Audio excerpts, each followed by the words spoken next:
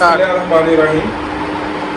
My name is Muhammad Jahangir from Professional Consultancy and Training. So आज का हमारा जो टॉपिक है वो है PhD एडमिशन्स कि PhD में कैसे एडमिशन्स ले सकते हैं, उसके लिए क्या गाइडलाइंस हैं। बहुत सारे मेरे कोलीग्स हैं, PhD के दोस्त हैं, रिसर्चर्स हैं, स्कॉलर्स हैं और मेरे बहुत सारे स्टूडेंट्स हैं जो कि मुझसे ये क्वेश्चंस पूछते हैं कि सर हमारा एडमिशन PhD में करवा दें। तो मैं हमेशा उनसे ये कहता हूँ कि PhD का जो एडमिशन होता है उसके लिए क्या टेक्निक्स या क्या टूल्स या क्या तरीक़ाकार इख्तियार किया जाए कि आपका एडमिशन इजीली PhD में हो जाए। और पर्टिकुलरली हम बात कर रहे हैं अब्रॉड की, डिफरेंट कंट्रीज़ की, USA, UK, Europe, Australia, Canada. So क्या तरीक़ाकार है कि आपका एडमिशन इजीली हो सकता है PhD प्रोग्राम में। तो इसको आज मैं डिटेल में आपके साथ डिस्कस करूँगा, आपको बताऊँगा टूल्स एंड टेक्निक्स या टिप्स मैं आपको दूँगा कि आप इजीली कैसे PhD में एडमिशन ले सकते हैं। अच्छा, इन सब चीज़ों से पहले मैं आपको एक चीज़ बताना चाहूँगा। बहुत सारे लोग कंफ्यूज होते हैं या करते हैं या उनको नहीं इस चीज़ का नॉलेज होता कि वो कहते हैं कि हम PhD कर लें, स्कॉलरशिप पे कर लें, हमारा एडमिशन हो जाए यूनिवर्सिटी में और हमें वीज़ा मिल जाए और हम चले जाएं। तो मैं हमेशा यही कहता हूँ कि PhD में सबसे पहले डिफरेंट स्टेप्स हैं, खासतौर पर PhD प्रोग्राम की बात कर रहा हूँ। तो PhD प्रोग्राम में सबसे पहले आपको सुपरवाइज़र फाइंड करना पड़ता है।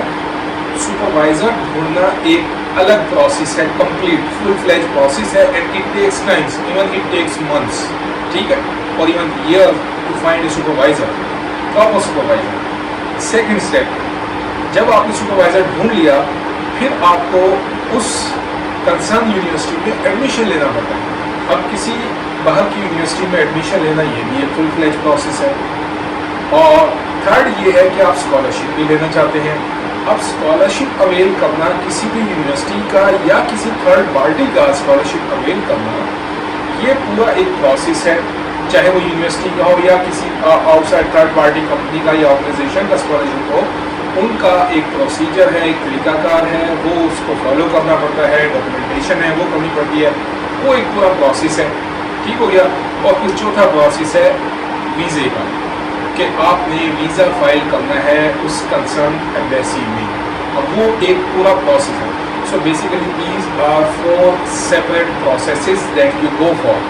Either you go for finding admission, supervisor, then admission, then you find scholarship, then you go for visa। ठीक है, ये चार सेपरेट डिफरेंट स्टेप्स हैं PhD में खास तौर पे एडमिशन लेने के लिए। तो क्या वो तरीका है कि आसानी से आपको PhD में एडमिशन मिल जाए? तो सबसे पहले एक तो हमारे यहाँ पाकिस्तान में क्यों हम जब रिसर्च कंडक्ट करते हैं किसी भी तरह की, एक तो हमारा रिसर्च का वो लेवल नहीं होता, फिर हमारे जहन में जो टॉपिक्स होते हैं वो हमारे अपने नहीं होते, ठीक है, रियलिस्टिक नहीं होते, वो मार्केट ओरिएंटेड या आपकी जो कंट्री के या ऑपरेशनलाइज जो आपकी इंडस्ट्रीज़ हैं उनके ऊपर कंसिस्ट नहीं कर रहे होते। तो हमें इन चीज़ों से ज़्यादा नॉलेज नहीं होता। तो हम क्या करते हैं, वही हमारे जो जिसे बीटे टॉपिक चल रहे होते हैं हम उन्हीं को इन्हेंस कर लेते हैं, उन्हीं में वेरिएबल्स ऐड करके अपना मॉडिफाई करके जो हमने मास्टर में या MS में हमने थीसिस किया होता है, रिसर्च की होती है, उसी को इन्हेंस करके हम PhD के थीसिस पे ले जाते हैं। ठीक है, तो सबसे पहला स्टेप होता है कि आपने प्रपोजल बनाना है। तो प्रपोजल बनाने के लिए आप बेस लेके चल रहे होते हैं, तो उसमें कोई मसला है? एक्चुअल में तो कोई मसला नहीं है, रिक्वायरमेंट है कि आपके पास प्रपोजल होना चाहिए। ठीक है, तो जब प्रपोजल है, अब आप उस प्रपोजल के साथ डिफरेंट यूनिवर्सिटीज़ में अप्लाई करते हैं, ठीक है, लेकिन आपको फीडबैक नहीं मिलता, इवन कि सुपरवाइजर आपको रिस्पॉन्स भी नहीं देते। उसकी बहुत सारी वजूहत होती हैं। एक तो ये है कि जो टॉपिक आपने सिलेक्ट किया है वो आपका टॉपिक है, उसमें वो सुपरवाइजर इंटरेस्टेड नहीं है। ठीक है, दुनिया में आप जहाँ पे भी अप्लाई करते हैं, जितने भी सुपरवाइज़र हैं, खासतौर पे अच्छे सुपरवाइज़र, हर एक की अपनी फील्ड है, हर एक का एक अपना एरिया है, पर्टिकुलर एरिया है, सब एरिया उनकी वो डोमेन के हिसाब से बहुत कंसर्न होते हैं और पर्टिकुलर होते हैं। तो एक्चुअल में हमें क्या करना चाहिए, बजाय इसके कि आसान तरीका कि आप कैसे भी सुपरवाइज़र को विदिन 1, 2, 3 मीटिंग्स में आप उसको कायल कर सकते हैं या उससे आप एक्सेप्टेंस ले सकते हैं अपने PhD के एडमिशन के लिए, तो उसका तरीकाकार ये है कि आपको जो सुपरवाइजर पसंद है, पहले आप कंट्री सेलेक्ट करें, किस कंट्री में आप जाना चाहते हैं, ठीक है। उस कंट्री में फिर डिफरेंट यूनिवर्सिटीज़ अवेलेबल है, आप उन यूनिवर्सिटीज़ में से वो यूनिवर्सिटीज़ सेलेक्ट करें, 1 2 3 4 जो भी आपने जिसमें आप अप्लाई करना चाहते हैं। उन यूनिवर्सिटीज़ के उन डिपार्टमेंट को फॉलो करें या उन डिपार्टमेंट की वेबसाइट पे जाएं जिसमें आपका इंटरेस्ट है, आप फाइनेंस के हैं, आप मार्केटिंग के हैं, आप HR के हैं, आप एजुकेशन के हैं, आप साइकोलॉजी के हैं, या आप XYZ किसी भी फील्ड के हैं, आप अपनी फील्ड के डिपार्टमेंट को सिलेक्ट करेंगे। उन डिपार्टमेंट्स में आपको जो उनकी क्या में फैकल्टी है उसकी प्रोफाइल्स मिलेंगी, तो उनकी प्रोफाइल्स भी पर्टिकुलर्स होंगी उस एरिया के मुताबिक। सो जो एरिया आपको अच्छा लगता है उस एरिया में आप किसी प्रोफेसर को ढूंढें, ठीक है, और उस प्रोफेसर को ढूंढने के बाद उसकी प्रोफाइल में जाएं और उसकी प्रोफाइल में जाके आप ये देखें कि उसने कौन सी फील्ड में काम किया है, किस पेपर पे, किस बुक पे उसने काम किया है, ठीक है, उसके कौन से प्रोजेक्ट्स हैं जो कि ऑन गोइंग हैं, यानी चल रहे हैं, जिन पे वो काम कर रहे हैं। फिर सेकंड, आप ये देखें कि कौन से ऐसे प्रोजेक्ट्स हैं जिनके वो फ्यूचर में काम करने वाला है। अच्छा, ये सब चीज़ें मेंशन होती हैं प्रोफाइल के ऊपर।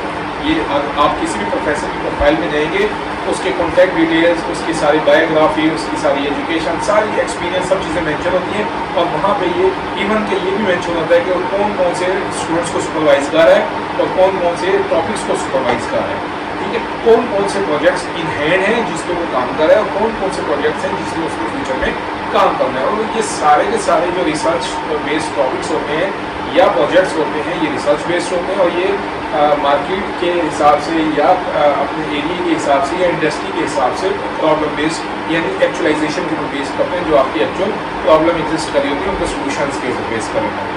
अब आसान तरीका ये है, आपने अपनी फील्ड का सुपरवाइजर ढूंढ लिया, लेकिन टॉपिक आपने वो नहीं लेना जो आपने अपना प्रपोजल बनाया है। टॉपिक आपने क्या करना है, उसकी वो लिस्ट जिसमें वो काम कर रहा है या फ्यूचर के जो उसके पास प्रोजेक्ट्स हैं उनमें से कोई आपने टॉपिक चूज करना है। मीन वो ज़ाहिर बात है आपकी फील्ड के ही होंगे क्योंकि आपने फील्ड का सुपरवाइजर सिलेक्ट किया है, तो उसमें आपने फिर प्रपोजल लिखना है।